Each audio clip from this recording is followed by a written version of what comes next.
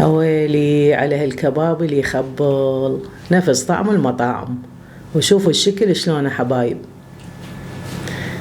تعالوا ويانا وخلونا نشوف شلون راح نسويه. هلا وحبايب قلبي، شلونكم؟ اخباركم؟ ان شاء الله كلكم بخير وصحة وسلامة. عندنا هذا اللحم المثروم، كيلو من لحم العجل ونص كيلو لحم غنم خفيف اللي هو الدهين اللي يمر طلوعه. عندنا اللي تقريبا 250 غرام، وراح نستخدم البصل المبروش وملح وشوية من الطحين. هسه راح نخلط المواد وتشوفون حبايبي ويانا.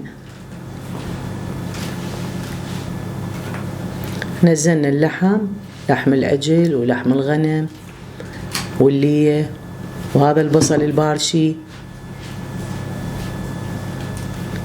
والكباب مثل ما تعرفون حبايبي يحب انه هواية نعجنه زايد حتى تتلابس كل المواد تعرفون اللي هي الليه والبصل لازم تتلابس ويا اللحم المثروم. الملح طبعا حسب الرغبة.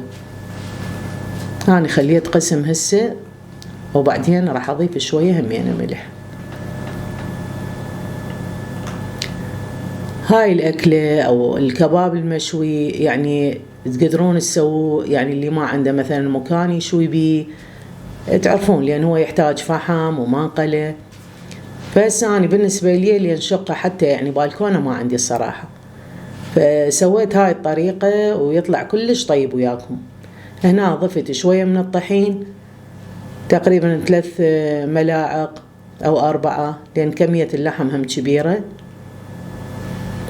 وزيدت شوية ملح لأن الكباب يحب الملوحة، بس طبعا ترجع لكم ملح ايش قد تردون تخلون حسب الرغبة انتو حبايبي.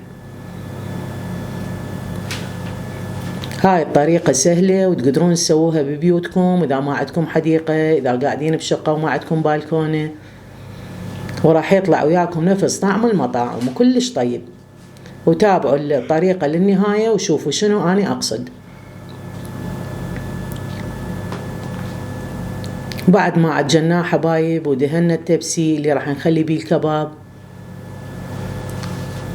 تخلون فد كاسة صغيرة يمكم بيها شوية مي حتى تبللون ايديكم. ونجي هنا نسويه مثل الأصابع كبار. وشوفوا الطريقة حبايب.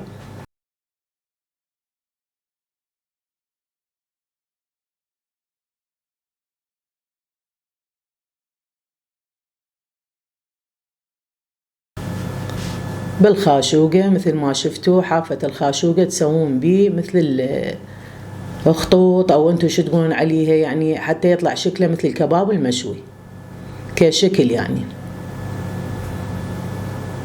بهاي الطريقة حبايب.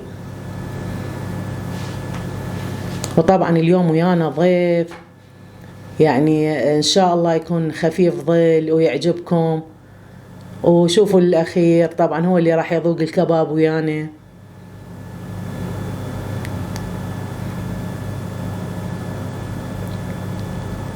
طريقة سهلة حبايب، كلش سهلة.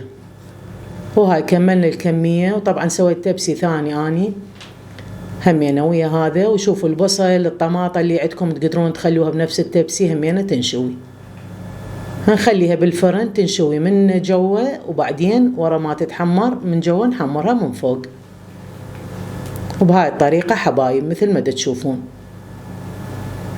هنا نحرق الفحمة ونخليها بالتبسي وندير عليها شوية زيت ونغطيها على مود تاخذ ريحة الفحم.